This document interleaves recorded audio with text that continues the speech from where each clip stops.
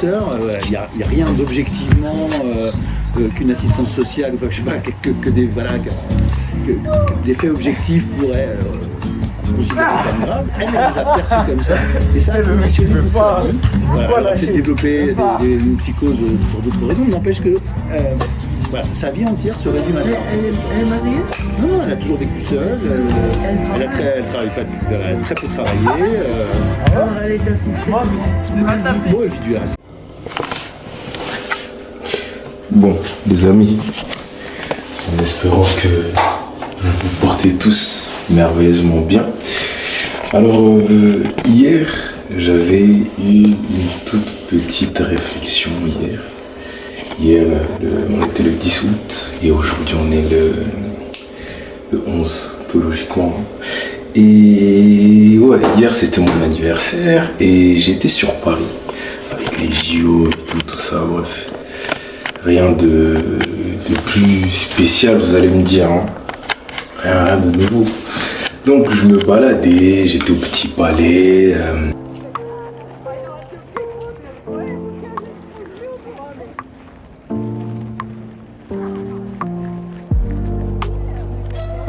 Regarder des musées, en plus les entrées étaient gratuites. Donc voilà, j'ai passé un bon petit moment sur Paris. Et puis je me suis dit, bon, en tant que bon parisien, je vais quand même faire les friperies et tout ça. Donc je suis parti à Place de Clichy. Il y a une fripe là-bas qui s'appelle Bis Solidaire. Normalement, vous devez tous connaître et tout. Et vous allez pas me croire, je suis tombé sur quoi? Je suis tombé sur une veste Sud Supply. Wow, this is more than beautiful. I love this girl. What you like about her? Dingue, parce que pour ceux qui s'y connaissent, savent très bien que les vestes Sud Supply ça coûte une blinde, genre juste une seule veste, une pièce ou le costume ensemble, ça coûte trop 400 euros, pas plus, pas moins. Et cette veste là, moi je voulais grave la prendre. Faut savoir qu'elle coûtait seulement 25 euros.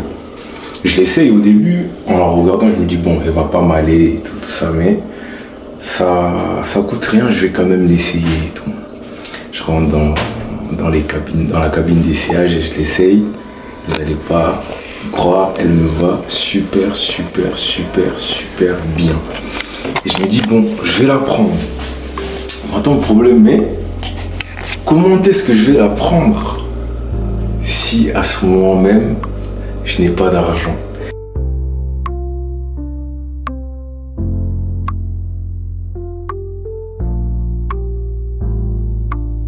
Et je peux pas la prendre malheureusement. Pourquoi? Parce que j'ai pas de sous sur moi pour la prendre. Ou j'ai pas de sous tout court, tu vois. Pour prendre cette... je commence à avoir mal au bras. Pour prendre cette veste. Et après je réfléchis, je me dis, comment est-ce que je vais faire pour prendre cette veste? Parce que vous savez, dans les friperies, vous pouvez pas réserver, vous pouvez pas mettre la pièce de côté pour venir le prendre le lendemain. Et j'appelle mon oncle. D'ailleurs, oncle John, si tu passes par là, des gros bisous à toi. J'ai dit ouais oncle, là j'ai un petit souci, j'ai besoin de toi et tout ça.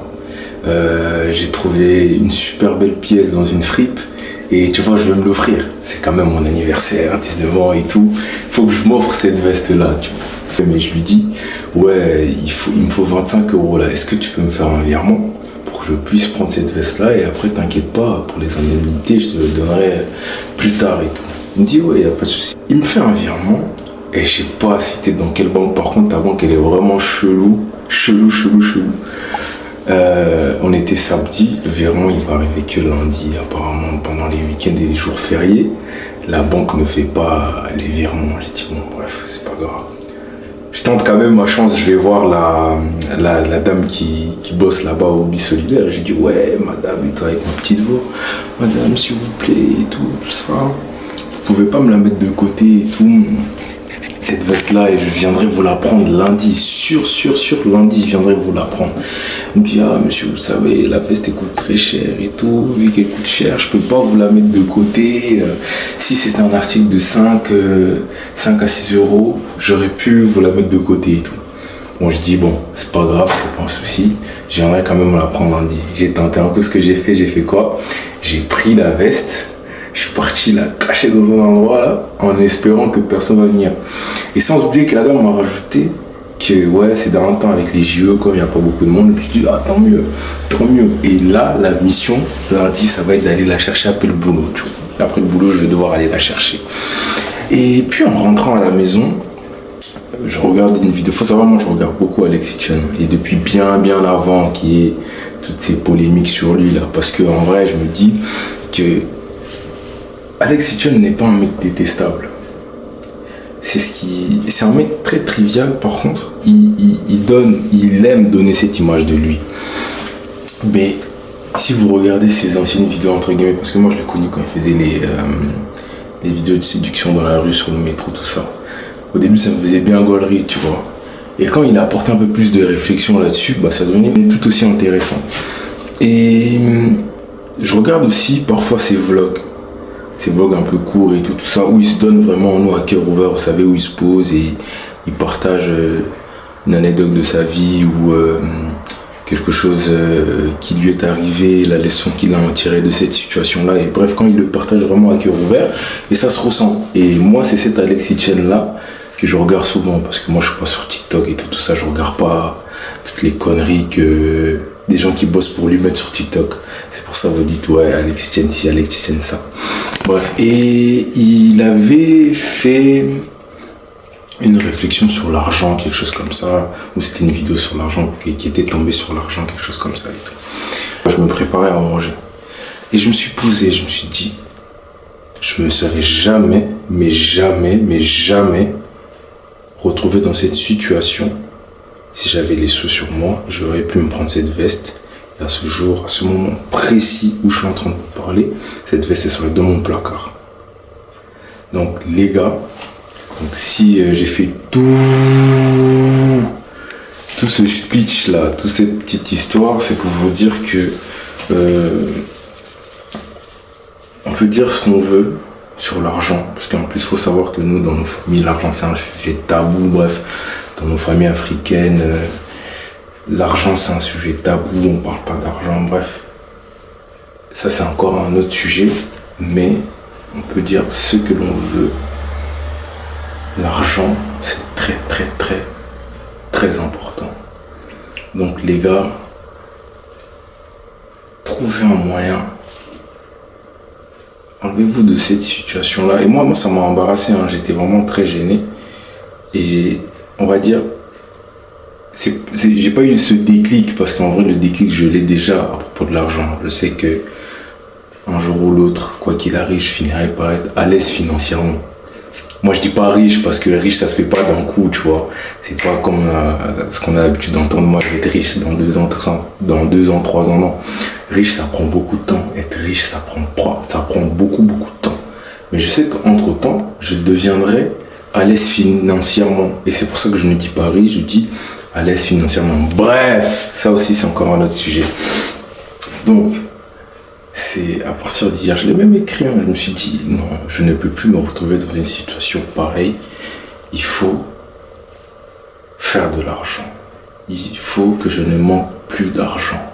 L'argent, c'est important. Certes, ça ne fait pas le bonheur, mais il y contribue énormément. Phrase un peu bateau, mais ça a tout son sens, tu vois. Donc l'argent rend heureux, il n'y contribue pas. Et je dis pas que je suis pas heureux sans argent. Si, hier, j'ai pas dépensé un sou, si je me suis acheté un paquet de bonbons, mais j'étais heureux parce que j'ai fait des choses que j'aime bien. J'étais au musée, j'ai parlé avec des gens dans le métro, avec un monsieur dans le métro qui était super cool d'ailleurs. Donc j'étais heureux parce que je suis sorti, j'ai fait des choses que je n'ai pas l'habitude de faire tout le temps. Je suis parti dans le musée. Bref, je me suis fait kiffer quoi, c'était cool. Et je me dis que si j'avais des sous, je me serais posé dans un beau café avec mon petit carnet, avec ma cam, je sais pas, je serais en train de parler de tout et de rien avec la caméra et avec vous. Donc l'argent c'est important. L'argent c'est important. Et vous m'excuserez d'avance hein, si c'est un peu fouillis ce que je raconte, mais en espérant que vous ayez quand même compris le message que je veux passer, c'est que les gars, Surtout, c'est notre génération, quand je parle de notre génération, les 2000, 2005, 2006, 2007, 2008, même voire en dessous, faites de l'argent. Je dis pas d'aller dealer, voler, scammer, non, pas ça. Trouvez un taf et essayez de développer une compétence à côté qui va vous permettre de pouvoir faire de l'argent plus tard. Moi, j'ai commencé à faire de l'argent avec Vinted. Quand je bossais pas, c'était Vinted. Si j'avais des sous ou même mes chaussures à moi, je les vendais. Et dès que je les vendais, j'allais à Nike. J'achetais des chaussures et je les revendais plus cher. Et si je ne les revendais pas plus cher, je mettais des prix élevés. Et après, bref, ça négociait avec les acheteurs et tout. J'ai commencé comme ça. Après, j'ai commencé à taffer. Donc les gars, faites-vous de l'argent et apprenez à le gérer.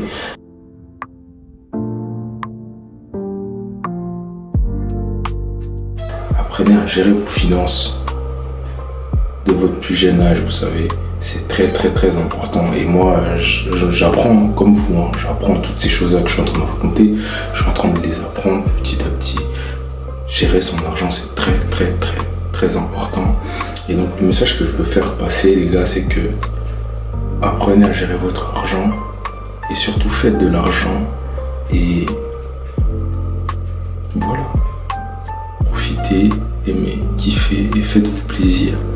Mais l'argent, c'est très important. Et puis, si vous voulez réaliser des grandes choses dans votre vie, si vous avez des projets, bref, ça se fera toujours très bien s'il y a de l'argent qui peut être mis en jeu. Et l'argent, c'est très important. Et surtout, vous qui m'en regardez, quand vous allez devenir aussi à l'aise financièrement, quand nous allons devenir aussi à l'aise financièrement, je veux que dès à présent, vous commencez à kiffer la vie, parce que c'est pas en ayant beaucoup d'argent plus tard que vous allez être heureux. Si même sans cet argent là vous ne l'êtes pas encore. Donc voilà, c'est aussi le message que je veux faire passer. Apprenez à faire des choses sans forcément avoir de l'argent. Moi parfois je sors tout le temps sur Paris, je dépense pas un sou, mais j'ai kiffé ma journée, tu vois.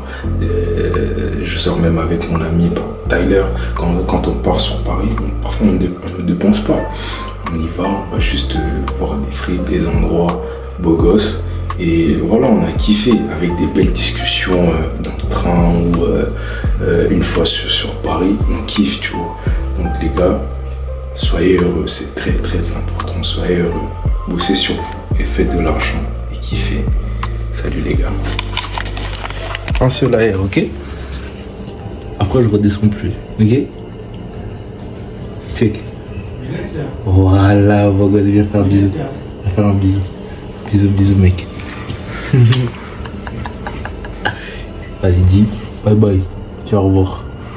Allez, je vous salue.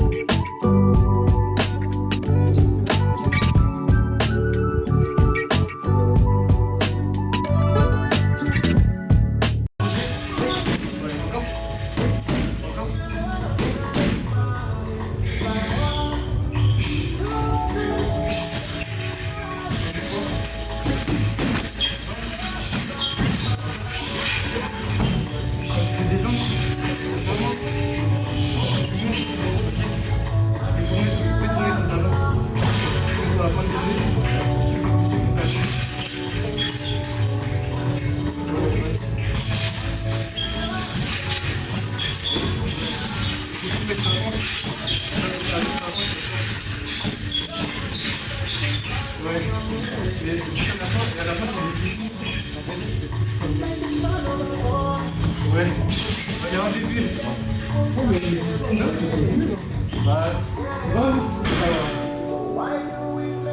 Allez, rendez-vous.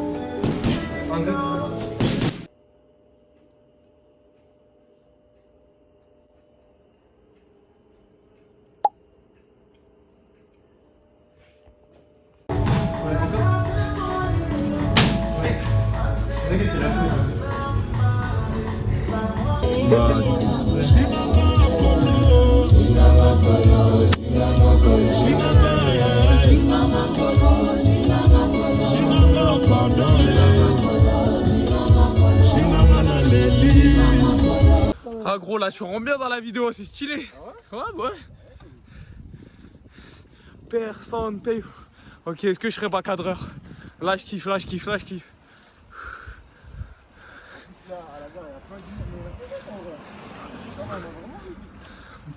Mais de toute façon là toi t'es bientôt arrivé. Oh, moi je suis pas arrivé, mais je suis très proche de chez moi là. Ouais bah oui toi c'est du temps en vrai.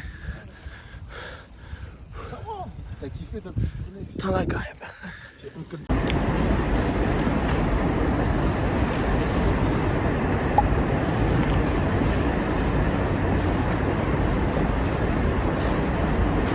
très très beau. J'ai pas envie de faire trop de bruit là, c'est un tribunal. Tribunal. Je rêve que de ça. Je suis au musée d'art asiatique. C'est très très beau. Très très très beau.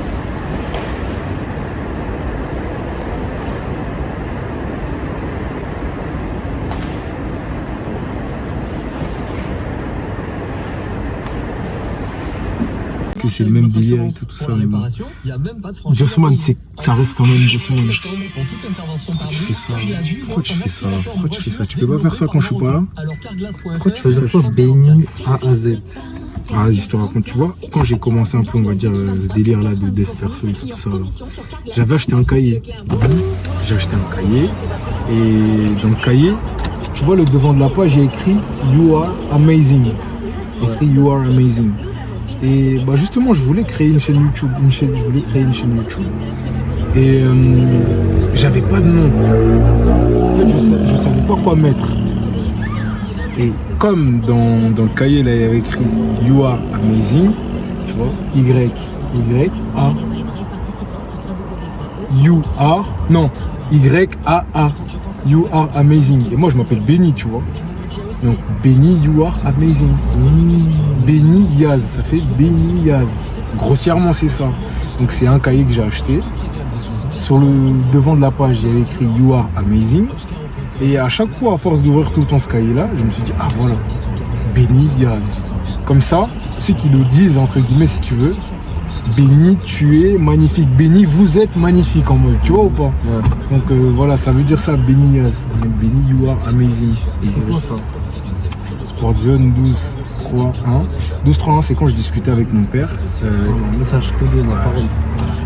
C'est ça que j'aime bien. Et quand je parle avec mon daron, tu vois, et il m'a raconté un peu l'histoire de la vie, tu sais, il me faisait part de ses expériences. Il me dit, tu sais, dans la vie, quand vous commencez, vous êtes plusieurs. Et quand au fur et à mesure que tu grandis, ton entourage il diminue. Et au final, tu te retrouves tout seul. Et il m'a fait le parfait exemple quand tu étais au collège. Quand on était au collège, on était beaucoup. Ouais. Au lycée, on s'est rétréci un peu. Ouais. Et là, c'est la fac déjà, un peu. Et on n'est pas beaucoup, tu vois. Et il a fait le parallèle avec Dieu, tu vois, dans mon cas. Il m'a dit Jésus, quand il a commencé, il avait 12 disciples. En avançant, il s'est retrouvé avec 3 disciples et au final, il s'est retrouvé tout seul crucifié sur la croix. Donc, c'est-à-dire, dans la vie, c'est comme ça. Dans la vie, tu peux pas être tout le temps entouré, tu peux pas être avec tout le monde. Donc, voilà l'importance d'être entouré de bonnes personnes, entre guillemets, tu vois.